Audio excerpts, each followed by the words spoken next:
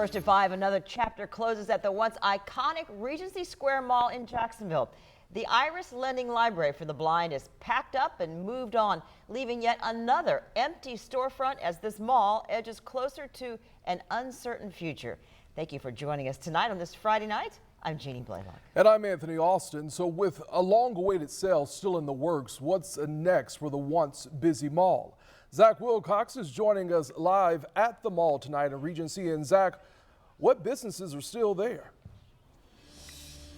There are 2 left right now, Anthony, according to a security guard who told me that there are 2 inside, a Japanese food store or food place and a jewelry store. Now, we tried to go inside today, tried to go in the front entrance. That security guard told me that entrance isn't open anymore. We have to go around the back. And in fact, really the food court is the only thing that's accessible at this point because both wings are completely roped off with signs that say, "Do not enter." There's all kinds of barrels spread around to collect water from the holes in the roof. So we are moving forward with or closer to this sale at this point. We do know that the deadline was roughly the end of March 2025 was the goal for pushing the sale through. So I figured I'd check in on that. Also checked in with a business we've been following along with for the better part of a year now to see what life is like having moved out of the mall.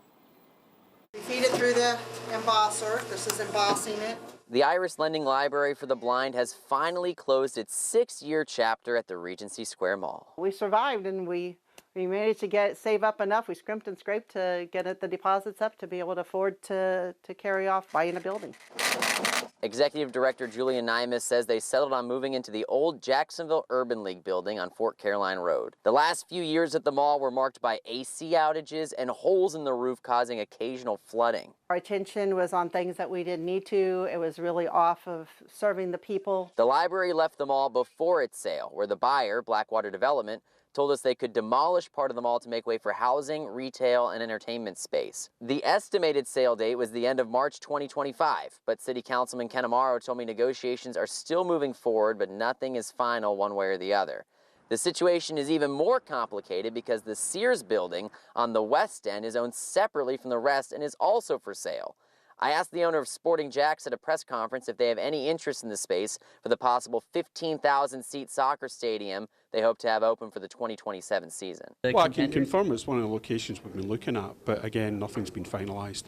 We're looking at numerous sites right now, and we'll figure out what one's going to be the best one for us. No matter what comes, Nymus will always have a sense of nostalgia whenever she drives by the Regency Mall site. It's like home. It's really sad. I really wish that for the community's sake that had been kept up. Now, I also talked with the owners of Tokyo Sakura inside the mall, and they told me that they actually met with the buyer last week, and they're currently working on trying to find them a space away from the mall that they can lease. So, and Ken Amaro, the council member for this area, told me that while nothing has been finalized at this point, he gets the sense that things are getting pretty close. In Arlington, Zach Wilcox, First Coast News, on your side.